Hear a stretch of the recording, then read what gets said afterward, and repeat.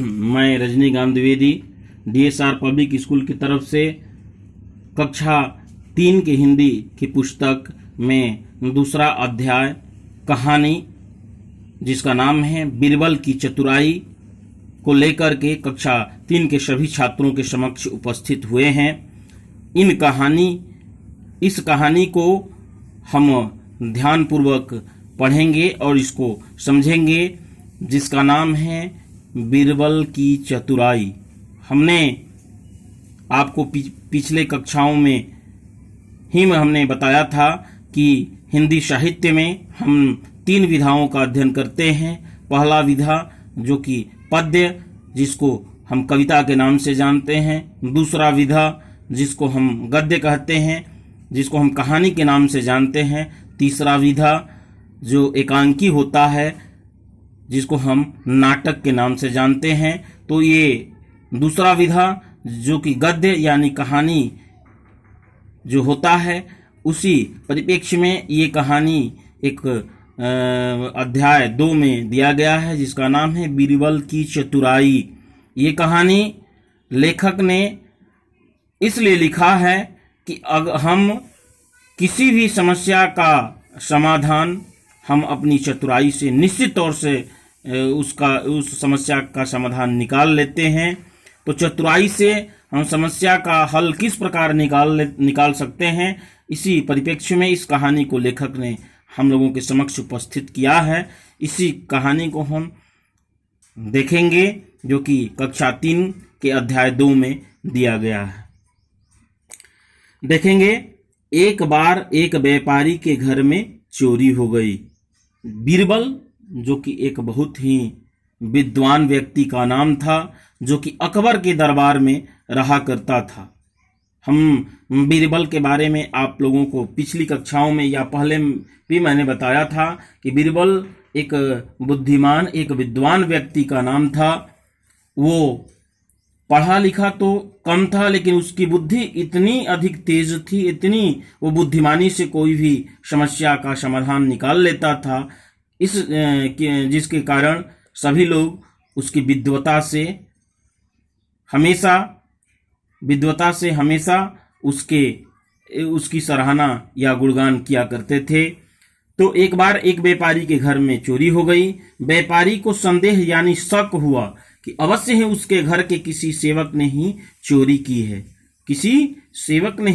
है। उसने अपने सभी सेवकों को बुलाकर उनसे पूछताछ की, परंतु कोई भी सेवक यह मानने के लिए तैयार नहीं हुआ कि चोरी उसने की है। ये सभी लोग जानते हैं कि जब लोग चोरी कर लेते हैं तो कोई भी जो व्यक्ति चोरी किया रहता है वो भी इस बात को मानने से इनकार करता है कि हमने चोरी की है। तो आखिरकार परेशान होकर व्यापारी बीरबल के पास गया। वो व्यापारी परेशान हो गया तो बीरबल के पास गया और उन्हें पूरी बात बताते हुए चोर को ढूंढने की प्रार्थना की। वो व्यापारी क्यों गया बीरबल के पास? चूंकि वो इस बात को भली भांति जानता था कि जब हम बीरबल के पास जाएंगे तो जरूर ही इस समस्या का समाधान उसके पास निकल करके आएगा। इसलिए उसको विश्वास था, तो वो बीरबल के पास गया। बीरबल ने व्यापारी को विश्वास दिलाया कि वे चोर को ढूंढ निकालेंगे, ये मेरा वादा है। उसने व्यापारी को विश्वास दिलाया, ढांढस बंधाया कि मैं आपके घर के चोर को अवश्य ढूंढ निकालेंगे। बहुत देर तक सोचने के बाद उन्होंने एक उपाय खोज निकाला। पहले तो बीरबल ने क्या किया उसके बारे में सोचा, तब इसका एक उपाय निकाला। क्योंकि हम सभी जानते हैं कि जब हम सोचते हैं, सोचने के बाद ही हम किसी समस्या का समाधान निकाल पाते हैं। उन्होंने एक समान लंबाई वाली 4 लकड़ियां ली, क्योंकि सेवक जो थे 4 सेवक थे, इसलिए वो 4 लकड़ियां निकाली और व्यापारी के साथ उसके घर गए। व्यापारी ने चारों सेवकों को पुकारा। उसकी आवाज सुनकर चारों सेवक आ गए। बीरबल बोले, तुम सब जानते हो कि इस घर में पिछली रात को किसी ने चोरी की है। तुम्हारे मालिक को संदेह यानी शक है कि चोर तुम लोगों में से कोई एक है। जिसने भी चोरी की है वो स्वयं आकर अपनी गलती स्वीकार कर ले।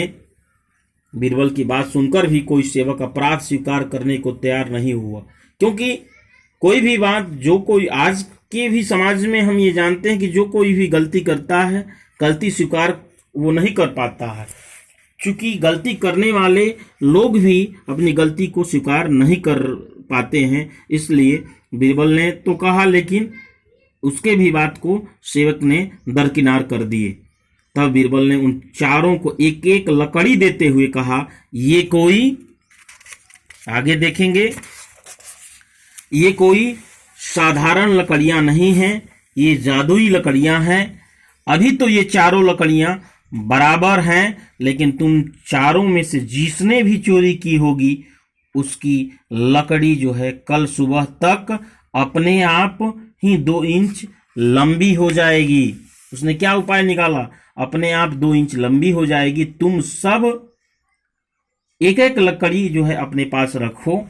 रात को सभी सेवक अपने अपने घर में चैन से सो रहे थे, परंतु जिस सेवक ने चोरी की थी वह पूरी रात अपने पास रखी हुई जादुई लकड़ी के बारे में सोचता रहा। फिर उसने डर के मारे अपनी लकड़ी थोड़ी काट दी ताकि वह पकड़ा न जा सके।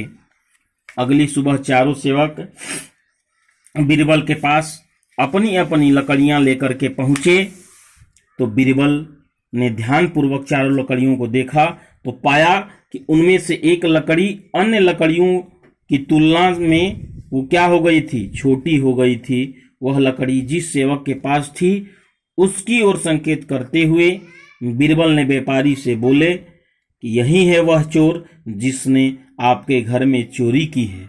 यह सुनते ही वह सेवक व्यापारी के पैरों में गिर पड़ा और दया की भीख मांगने लगा, और बीरबल के कहने पर व्यापारी ने उसे क्षमा कर दिया और बीरबल को धन्यवाद दिया। तो इस कहानी में हमने ये देखा कि किसी भी समस्या का समाधान हम चतुराई से, बुद्धिमानी से उसका हल निकाल सकते हैं। जिस प्रकार से बीरबल ने यह कर दिखाया कि हम किस प्रकार बुद्धिमानी से, उपाय से किसी भी समस्या का समाधान निकाल सकते हैं। इसलिए हम सभी बच्चों को भी ये संदेश, ये बात हम कह रहे हैं या कहना चाहते हैं कि आप भी अपने समस्याओं का समाधान चतुराई से, बुद्धिमानी से, उपाय से सोच करके आप इसका उपाय निकाल सकते हैं। इसी के साथ मैं ये कहानी को यहीं पे समाप्त करता हूँ। गृह कार्य के रूप में कक्षा 3 के सभी बच्चों को हम ये गृह कार्य दे रहे हैं कि आप सभी कठिन शब्दों का अर्थ आप नोटबुक में लिखेंगे और याद करेंगे। संदेह का अर्थ है शक, अवश्य का अर्थ होता है जरूर, सेवक का अर्थ होता है नौकर, उपाय का अर्थ होता है तरीका, अपराध का अर्थ होता है गुनाह, खोजना का अर्थ होता है ढूंढना, संकेत का अर्थ होता है इशारा, क्षमा का अर्थ होता है माफ। इन सभी शब्दों का अर्थ आप नोटबुक में लिखेंगे और याद करेंगे। इसके साथ साथ ये बहुविकल्पीय प्रश्नों में भी 3 प्रश्न दिया गया है। इसका उत्तर आप डायरेक्ट नोटबुक में लिखेंगे और याद करेंगे। किसके घर में चोरी हुई थी? बीरबल ने व्यापारी को किसे ढूंढने का विश्वास दिलाया? बीरबल ने व्यापारी के सेवकों को क्या दिया? तो इसका उत्तर आप इस कहानी के अनुसार नोटबुक में लिखेंगे और याद करेंगे। इसके साथ साथ मौखिक प्रश्न भी हम देखेंगे और इसका उत्तर हम नोटबुक में लिखेंगे और याद करेंगे। व्यापारी परेशान होकर किसके पास गया? दूसरा, बीरबल ने सेवकों को कितनी कितनी लकड़ियां दी? व्यापारी के घर में कितने सेवक थे? चोरी करने वाला सेवक पूरी रात क्या करता रहा? तो इस कहानी को हमने आपको बताया, समझाया। इस कहानी के अनुसार इन सभी प्रश्नों के उत्तर आप नोटबुक में लिखेंगे और याद करेंगे।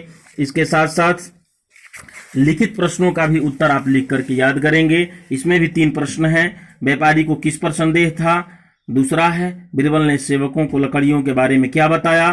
तो इसका भी उत्तर आप कहानी के अनुसार इसका भी उत्तर आप लिखेंगे और याद करेंगे। और बीरबल ने चोर को किस प्रकार पहचाना? तो इसको भी आप इस कहानी के अनुसार, इस कहानी में दी गई बातों के अनुसार अपने शब्दों में इसका उत्तर आप लिखेंगे और याद करेंगे। इसी के साथ में रजनीकांत द्विवेदी आप सभी कक्षा 3 के सभी छात्रों से इस उम्मीद के साथ, इस वादा के साथ अभी हम विदा लेते हैं कि फिर नेक्स्ट डे हम अगले अध्याय की शुरुआत करते हुए आप लोगों के समक्ष उपस्थित रहेंगे। तब तक के लिए धन्यवाद। शुभ दिन।